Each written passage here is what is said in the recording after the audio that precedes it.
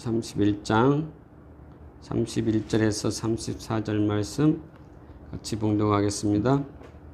여호와의 말씀이니라. 보라, 날이 이르리니 내가 이스라엘 집과 유다 집에 새 언약을 맺으리라. 이 언약은 내가 그들의 조상들의 손을 잡고 애굽 땅에서 인도하여 내던 날에 맺은 것과 같지 아니할 것은 내가 그들의 남편이 되었어도 그들이 내 언약을 깨뜨렸음이라. 여호와의 말씀이니라.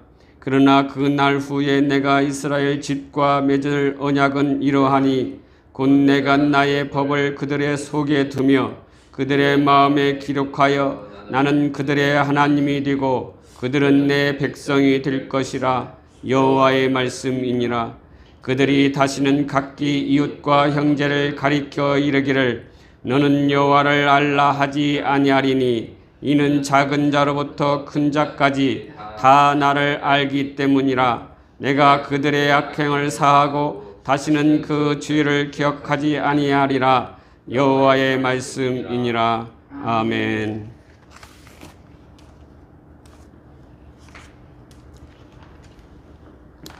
지난주에는 하나님이 함께함이 구원입니다 라는 제목으로 말씀을 나누었지요. 사도 바울은 고린도전서 15장 19절에서 10절에서 나는 사도 중에 가장 작은 자라. 나는 하나님의 교회를 박해하였으므로 사도라 칭함을 받기를 감당하지 못할 자니라. 그러나 내가 나된 것은 하나님의 은혜로 된 것이니 내게 주신 그의 은혜가 헛되지 아니하여 내가 모든 사도보다 더 많이 수고하였으나 내가 한 것이 아니요 오직 나와 함께 하신 하나님의 은혜로라 라고 말씀을 하였지요. 이 말씀에서 중요한 것은 하나님이 함께함이 하나님의 은혜라는 것입니다. 그러므로 하나님의 은혜는 하나님이 함께하는 것이라고 말씀을 하였지요. 또한 하나님이 함께하는 것이 구원이라고 하였습니다. 구원받았다라고 말할 수 있는 것은 하나님이 함께하고 있다는 것이지요. 그래서 지난 본문에서도 하나님이 함께하여 너를 구원할 것이라 라고 말씀을 하였습니다. 지난 말씀에서는 이스라엘이 바벨론의 포로에서 해방되어서 다시 귀환하게 된다고 예레미야는 예언을 하였지요. 이는 하나님께서 예수 그리스도를 이 땅에 보내시고 그를 통하여 십자가에 죽으심으로 우리의 죄를 대속하시고 그를 믿는 자에게는 영원한 생명을 주신다고 약속을 하였습니다. 그리고 죽음에서 끝나는 것이 아니라 사흘 만에 부활하시고 하늘로 승천하십니다.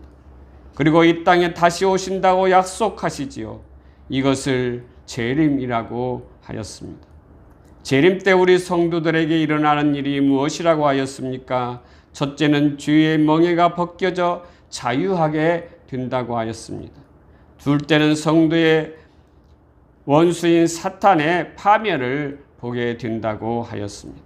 주님이 다시 오시는 그때는 죄의 멍에를 완전히 벗어버리고 기쁨이 충만한 삶을 주님과 함께 살아갈 수 있기에 주님이 오시는 그날을 소망하며 기대하면서 삶을 살아가기를 바란다고 지난주에 말씀을 나누었습니다. 오늘은 새 언약에 대한 희망이라는 제목으로 말씀을 나누겠습니다. 예레미야 31장은 30장에 이어서 하나님의 위로의 말씀을 계속 진행하고 있는 말씀이지요. 1절에서 22절 말씀은 북이스라엘의 회복 예언이 기록되어 있습니다. 구체적으로 보면 1절에서 14절까지는 북이스라엘의 회복에 대한 하나님의 약속과 하나님께서 북이스라엘을 회복시키는 구체적인 모습을 예언으로 말씀하고 있는 것이지요. 그리고 15절에서 20절까지는 하나님께서 아수르에 의해 멸망하고 포로로 끌려가 극심한 고통 가운데 처한 북이스라엘 백성들을 다시 귀환시킬 것을 약속하심으로써 이 백성들에게 위로의 말씀을 한 것이지요. 그리고 21절과 22절은 하나님께서 북이스라엘을 회복시킬 때 주저하지 말고 즉시 귀환할 것을 촉구한 말씀입니다. 다음은 23절에서 26절 말씀은 남유다 회복을 예언하고 있는 말씀입니다. 여기에서는 하나님은 장차 유다 백성을 회복시킬 때 백성들이 하나님의 은총을 구할 것과 하나님께서 그들의 심령을 만족하게 하실 것이라고 말씀하고 있습니다. 그리고 평화와 번영을 누리게 될 것이라고 이야기하고 있지요. 그리고 26절 말씀은 내가 깨어보니 내 잠이 달더라 라고 말씀하고 있는 이 말씀은 예레미야가 30장 1절에서 31절에서 계시를 꿈을 통해서 전달받았음을 이야기하고 있는 것입니다. 꿈은 성경에 종종 하나님의 계시의 전달 수단으로 사용하고 있었습니다. 이러한 말씀은 하나님께서는 언제나 당신의 백성에게 복을 주시기를 즐겨하시는 은혜로운 분이시다는 것을 말씀하고 있는 것이죠. 또한 27절에서 40절 말씀은 선민 이스라엘의 회복 약속을 예언하고 있습니다. 27절에서 30절 말씀은 하나님께서는 장차 북이스라엘과 남유다를 온전히 회복하실 것을 선언하십니다.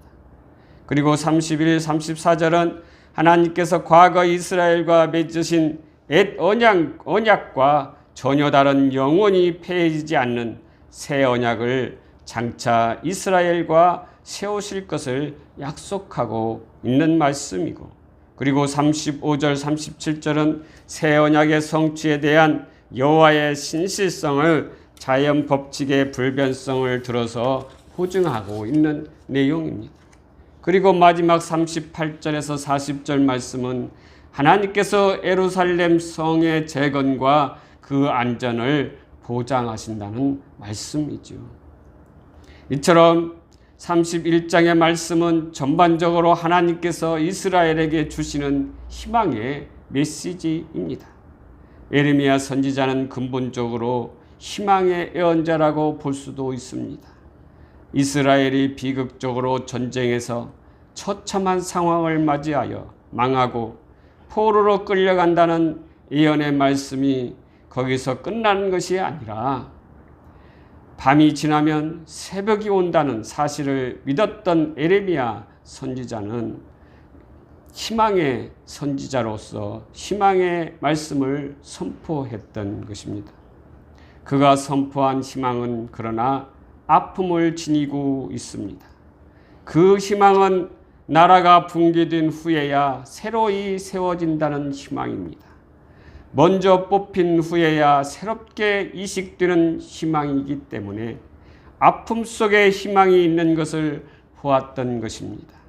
마치 주님께서 고난 후에 영광이 있었던 것처럼 이스라엘도 그렇다는 것이지요.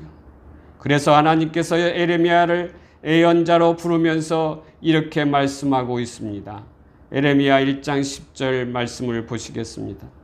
보라, 내가 오늘 너를 여러 나라와 여러 왕국 위에 세워 내가 그것들을 뽑고 파괴하며 파멸하고 넘어뜨리며 건설하고 심게 하였느니라. 이 말씀처럼 예레미야는 예루살렘이 먼저 파괴되어야 한다는 사실을 알았습니다. 그리고 그 다음에 새롭게 세워질 수 있다는 것을 또한 알았지요. 유다 백성들이 먼저 그들이 심겨진 토양에서 뽑혀야 한다는 것을 알았고 그 다음에 새로 심게 된다는 것을 알았습니다. 이스라엘은 먼저 쇠망한 후에 다시 일어날 수 있다는 사실을 알았던 선지자이기에 과감히 백성들에게 하나님 말씀을 선포하였던 것입니다.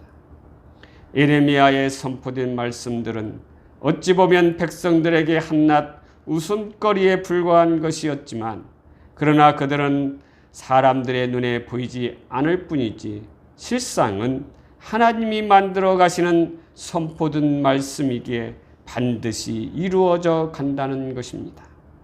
그러기에 희망은 하나님이 당신의 약속들을 반드시 이루실 것이라는 확신 위에서 살아 숨쉬는 것이지요. 현재는 불가능한 상황처럼 보인다 하더라도 하나님은 반드시 약속을 성취하고 이루어 간다는 것이지요. 그러므로 예레미야는 확신에 찬 희망을 가질 수 있었던 것입니다. 그래서 오늘 본문에서도 분명하게 표현하고 있습니다. 다시 한번 본문을 보면은 여호와의 말씀이니라. 보라, 날이 이르리니 내가 이스라엘 집과 유다 집에 새 언약을 맺으리라. 이 언약은 내가 그들의 조상들의 손을 잡고 애굽 땅에서 인도하여 내던 날에 맺은 것과 같지 아니할 것은 내가 그들의 남편이 되었어도 그들이 내 언약을 깨뜨렸음이니라. 여호와의 말씀이니라. 그러나 그날 후에 내가 이스라엘 집과 맺을 언약은 이러하니 곧 내가 나의 법을 그들의 속에 두어 그들의 마음에 기록하여 나는 그들의 하나님이 되고 그들은 내 백성이 될 것이라. 여호와의 말씀이니라. 그들이 다시는 각기 이웃과 형제를 가리켜 이르기를 너는 여호와를 알라 하지 아니하리니 이는 작은 자로부터 큰 자까지 다 나를 알기 때문이라. 내가 그들의 악행을 사하고 다시는 그 죄를 기억하지 아니하리라. 이 말씀은 새 언약의 말씀 히브리서 8장에 또 인용되어 있고 10장에서도 인용되어 있습니다. 또한 이 자는 나의 피로 세운 새 언약이라는 주님의 만찬에서도 인용되었고 신약 성경 전체의 내용이기도 하는 것입니다. 하나님은 이스라엘과 새로운 언약을 맺으실 때에 사람들은 더 이상 서로 가르치지 않을 것이며 서로에게 주님을 알라라고 말하지도 않는다고 하십니다. 왜 그렇습니까? 그것은 모든 사람이 하나님을 알게 될 것이기 때문입니다.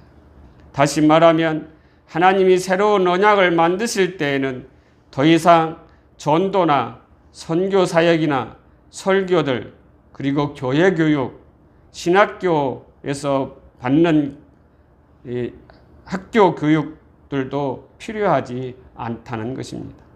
이러한 것들은 아무 쓸데없는 것들이 된다는 것이지요. 모든 것이 끝장난다는 것입니다. 종말이라는 것이지요. 더 이상 아무것도 필요 없게 될 것입니다. 그것은 하나님이 당신의 백성들과 새로운 언약을 맺으실 때 하나님이 그들 마음 안에 당신의 율법을 기록하신다는 것입니다.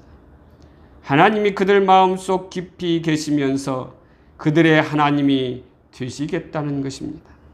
그렇게 되면 사람들이 큰 자에서 작은 자에 이르기까지 모두 다 하나님을 알게 되기 때문입니다. 하나님을 알기에 하나님의 목적을 다 이루어갈 수 있다는 것이지요. 그런데 이스라엘은 형편없는 상황에서 하나님의 말씀을 듣지 않고 우상과 함께 선지자의 말씀 선포에 귀 기울이지 않는 다시 회복될 수 없는 현실에 완전히 무너지고 깨어진 상황이 되어버립니다. 다시 말하면 옛 언약 안에서는 깨어진 이스라엘은 다시 회복할 수 없다는 것입니다. 그것은 옛 언약은 이스라엘은 스스로 파괴하였기 때문이지요.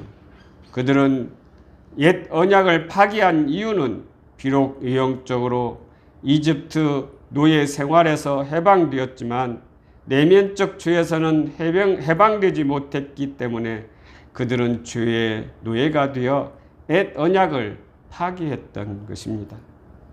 옛 언약이 무엇입니까? 구약의 언약들로서 대표적으로는 십계명을 들 수가 있겠지요. 백성들은 그 계명을 지키겠다고 약속해 놓고 실제로는 지키지 못했습니다. 그런데 놀라운 일이 일어났습니다. 하나님이 이런 이스라엘을 탓하지 않으시고 해결 방법을 제시하신 것입니다.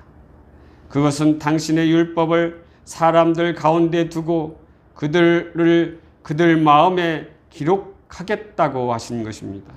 그때가 되면 사람들이 하나님의 뜻에 순종하게 된다는 것이지요.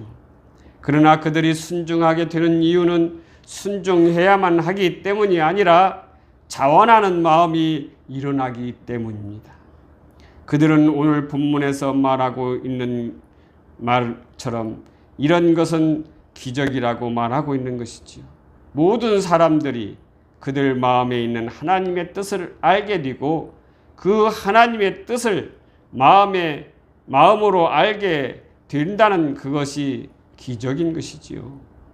더 이상 설교가 필요치 않은 것입니다. 신앙 교육도 필요하지 않은 것이지요. 그래서 예레미야 34절에 이렇게 말씀하십니다. 그들이 다시는 각기 이웃과 형제를 가리켜 이르기를 너는 여호와를 알라 하지 아니하리니 이는 작은 자부터 큰 자까지 다 나를 알기 때문이라. 하나님을 다 알기에 필요하지 않다는 것이지요. 그리고 하나님께서는 새로운 언약을 작정하시고 만드십니다. 고린도전서 11장 25절에 식후에 또한 그와 같이 잔을 가지시고 이르시되 이 잔은 내 피로 세운 새 언약이니 이것을 행하여 마실 때마다 나를 기념하라. 하나님은 당신의 백성들이 깨뜨린 당신의 언약을 예수 그리스도를 통해 새 언약으로 대치하셨습니다. 그러므로 당신의 언약의 백성들이 자발적인 순종의 새로운 삶을 살 수 있게 된 것입니다. 자발적인 순종의 삶이 가능하게 된 것이지요. 신약에서는 성령의 일하심을 통하여 이 새 언약을 우리 마음에 쓰셨습니다. 두마서 5장 5절에 소망이 우리를 부끄럽게 하지 아니함은 우리에게 주신 성령으로 말미암아 하나님의 사랑이 우리 마음에 부은 바 됨이니. 갈라디아서 4장 6절에 너희가 아들임으로 하나님이 그 아들의 영을 우리 마음 가운데 보내사 아빠 아버지라 부르게 하셨느니라. 이 말씀처럼 우리는 더 이상 옛적에 기록된 규정들 아래서 하나님을 섬기는 자들이 아니라 성령의 새로운 삶 안에서 하나님을 섬기는 자들이 되었습니다. 우리 자신의 힘이 아닌, 우리의 능력이 아닌 우리 안에서 일하시는 하나님의 능력이 있을 때 가능한 것입니다. 다시 말하면 그리스도의 능력 안에서 성령의 인도함을 받아 새로운 피조물이 되었다는 것입니다. 그러나 우리가 완전하게 순종하는 것은 앞으로 계속 이루어 가야 할 일입니다. 그때가 언제입니까? 성령께서 우리를 전적으로 그리스도의 형상으로 변화시킬 때입니다.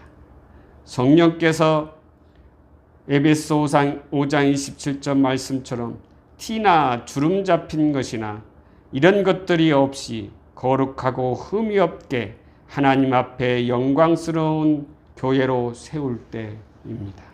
그때 우리는 새로운 피조물로 새로운 언약으로 거듭날 것입니다.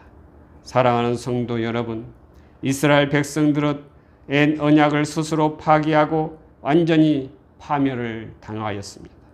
그러나 하나님은 백성들을 버리지 아니하시고 새 언약으로 이들을 구원한 것이 기적이라고 말씀하였습니다. 지금 저와 여러분은 새 언약의 시대에 살고 있습니다. 예수 그리스도가 새 언약입니다. 그러므로 새 언약 예수 그리스도를 믿고 새로운 피조물이 되어 새 언약 안에 살아가는 저와 여러분이 다 되시기를 주님의 이름으로 기원합니다.